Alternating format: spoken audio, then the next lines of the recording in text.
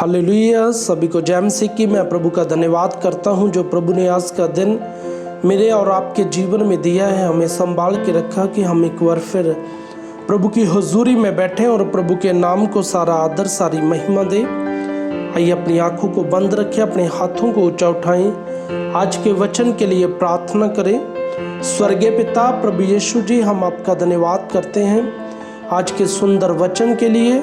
हम अपने हृदय को खोलते हैं मेरे परमेश्वर जी, और जैसा आप चाहते हैं प्रभु वैसा हमें इस्तेमाल कीजिए। हम आपकी महिमा में बढ़ते जाए और गुरु होते जाएं। प्रभु यीशु जी के सामर्थी और जिंदा नाम से मांगते हैं, आमीन। हालेलुया। आइए जब हम आज के वचन को पढ़ते हैं, मैं आपके साथ आज दो मनुष्यों की बात करना चाहता हूँ। वो मनुष्य जो एक तो बुद्धिमान था और दूसरा जो मूर्ख था। हालेलुया। और जो बुद्धिमान था उसने अपना जो घर बनाया वो चट्टान पर बनाया, और जो मूर्ख था उसने रेत पर अपना घर बनाया। हालेलुया। आइए जब हम आज देखते हैं आज के वचन को, लूका की अंजील उसका 6 अध्याय उसकी 46 आयत से लेके जब हम 49 आयत तक पढ़ते हैं। जब तुम मेरा कहना नहीं मानते तो क्या मुझे हे प्रभु कहते हो। प्रभु इस वचन में लिखते हैं, जब हम 46 आयत को पढ़ते हैं उसके बाद इसके पीछे एक क्वेश्चन मार्क है। जब तुम मेरा कहना नहीं मानते तो मुझे हे प्रभु कहते हो। प्रभु कहते हो उसका क्या फ़ायदा है। हालेलुया। हे प्रभु करने का कोई फ़ायदा नहीं जब हम प्रभु के कहने में नहीं है, प्रभु के वचन पर नहीं चलते। जो कोई मेरे पास आता है और मेरी बातें सुनकर उन्हें मानता है, मैं तुम्हें बताता हूँ कि वह किसके समान है।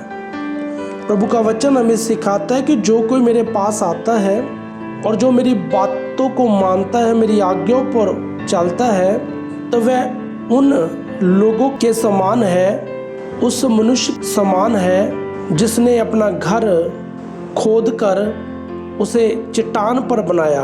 हालेलुया। जब हम आगे इस आयत को पढ़ते हैं, वह उस मनुष्य के समान है।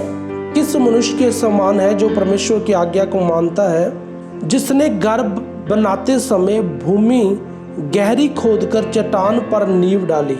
हालेलुया। और जब बाढ़ आई तो धारा उस घर पर लगी, परंतु उसे हिला न सकी क्योंकि वह पक्का बना था। हालेलुया। वह उस मनुष्य के समान है जिसने अपने घर को बनाते समय भूमि गहरी खोदकर चट्टान पर नींव डाली। हम देखते हैं जब हम आज अपने घर को बनाते हैं तो हम गहरी नींव को खोदते हैं ताकि हमारा जो घर है वो नीचे से पूरा मजबूत हो जाए, ताकि हम उसके ऊपर भी यदि हम बिल्डिंग को बनाते हैं तो हमें कोई नुकसान ना होए। हालेलुया। हम देखते हैं कि हम उसको गहरा खोदते हैं। खोदने के बाद जब हम देखते हैं कि जब नीचे चट्टान की न्यायी मिट्टी सख्त होती है तो तभी हम उस पर अपनी नींव को डालते हैं। हालेलुया। और उसे गहरी खोदते हैं। और प्रभु का वचन हमें सिखाता है कि जब हम प्रभु के पवित्र वचन को पढ़ते हैं उसमें से हमें सीखने को मिलता है। और प्रभु कहते हैं कि यदि यहोवा ही घर को ना बनाए तो बनाने वाले की जो मेहनत है वो व्यर्थ होती है। हालेलुया। और यदि यहोवा परमेश्वर की ओर से जब ये घर बनता है, जब हम उसकी आज्ञा में रहकर उसके वचन को अपने जीवन में रखकर उसकी आज्ञा को मानते हैं और उसके अनुसार चलते हैं, तो प्रभु का वचन हमें सिखाता है कि तुम उस बुद्धिमान इंसान के जरिए हो जिसने अपने घर को गहरी खोदकर चट्टान पर नींव डाली। हालेलुया। वह उस मनुष्य के समान है जिसने घर बनाते समय भूमि गहरी खोदकर चट्टान पर नींव डाली। हालेलुया। जब बाढ़ आई तो धारा उस पर लगी परंतु उसे हिला न सकी। हम देखते हैं कि यदि हमारा घर मजबूत होगा, हमारी नींव मजबूत होगी, तो नींव पर कोई भी पानी का असर नहीं होता, कोई भी हवा उस पर असर नहीं होता। और प्रभु का वचन हमें सिखाता है क्यों नहीं होता, क्योंकि वह पक्का बनता है। हालेलुया। परंतु जो सुनकर नहीं मानते, प्रभु का वचन हमें सिखाता है कि जो परमेश्वर की बातों को सुनकर नहीं मानते, उसके अनुसार नहीं चलते, वह उस मनुष्य के समान है, वो दूसरे मनुष्य के समान है जो मूर्ख है, जिसने अपनी नींव को गहरे में नहीं डाला, जिसने अपने घर को रेत पर बना दिया। हालेलुया। परंतु जो सुनकर नहीं मानता, वह उस मनुष्य के समान है जिसने मिट्टी पर बिना नींव का घर बनाया। हालेलुया। उसने गहरा नहीं खोदा, जब उस पर धारा लगी तो वह तुरंत गिर पड़ा। हालेलुया। क्यों वो गिर पड़ा? क्योंकि उसकी जो नींव थी वो गहरी नहीं थी, वो चट्टान पर नहीं थी, और जब वो गिरता है उसके बाद उसका सत्यानाश हो गया, उस घर का सत्यानाश हो गया, बिल्कुल टोटली खत्म हो गया। हालेलुया। और प्रभु का वचन हमें सिखाता है कि चट्टान कौन सी है? चट्टान प्रभु यीशु है। हालेलुया।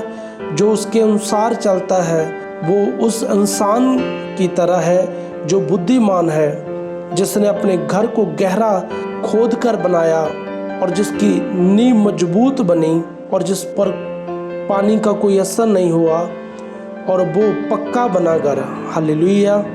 आइए अपनी आंखों को बंद रखें और प्रार्थना की हालत में बने रहें। Thank you father. हालेलुया। प्रभु यीशु, हम आपका धन्यवाद करते हैं आज के सुंदर वचन के लिए मेरे परमेश्वर, जो आपने प्रभु हमें सिखाया है कि हमें अपने घर को कैसे खोद कर बनाना चाहिए। हमारी जो नींव है वो मजबूत होनी चाहिए। मेरे परमेश्वर पिता यीशु, हम उस बुद्धिमान इंसान की तरह बने मेरे परमेश्वर, जिसने अपने घर की प्रभु नींव को खोद कर बनाया और जिसका घर पक्का बना मेरे परमेश्वर। और पिता, वो आपकी आज्ञा पर चला, वो आपके वचन को जिसने माना, उसका घर प्रभु मजबूत बना और मेरे परमेश्वर वो स्थिर रहा मेरे परमेश्वर जी। और पिता यीशु, हमारी जो प्रार्थना है फादर, हम भी प्रभु उस इंसान की तरह प्रभु आपके वचन को सुनने वाले बने, उसके अनुसार चलें और मेरे परमेश्वर हम बढ़ते जाएं, ताकि जो हमारा जो घर है, हमारी घर की जो नींव है वो प्रभु मजबूत बने मेरे परमेश्वर।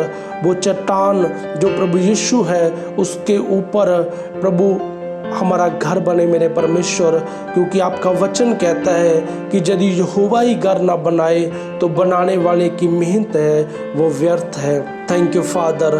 स्वर्गीय पिता प्रभु यीशु, हम आपका धन्यवाद करते हैं मेरे परमेश्वर। और पिता, हमारी प्रार्थना है फादर, हम भी प्रभु उस बुद्धिमान इंसान की तरह, उस मनुष्य की तरह प्रभु आपकी महिमा में बढ़ते जाएं और आपकी आज्ञाओं में बने रहे मेरे परमेश्वर जी। दया कीजिए और ब्लेस कीजिए मेरे अब्बा पिता। Thank you father. प्रभु यीशु, हम आपकी महिमा में बढ़ते जाएं, आपकी पवित्र आत्मा की अगुवाई में हम चलते जाएं मेरे परमेश्वर। आपके वचन के अनुसार प्रभु हम चलते जाएं मेरे परमेश्वर जी। दया कीजिए और ब्लेस कीजिए प्रभु। भर दीजिए अपनी सामर्थ, अपने अभिषेक, अपने मसीह के द्वारा मेरे पिता।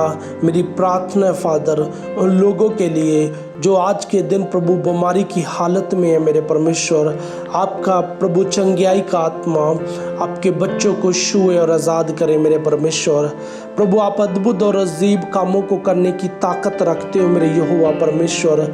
चंगाई आपकी ओर से है मेरे परमेश्वर, छुटकारा आपकी ओर से है मेरे परमेश्वर जी। इसी समय मेरे पिता, आपका पवित्र आत्मा आपके बच्चों को छुए और आज़ाद करे।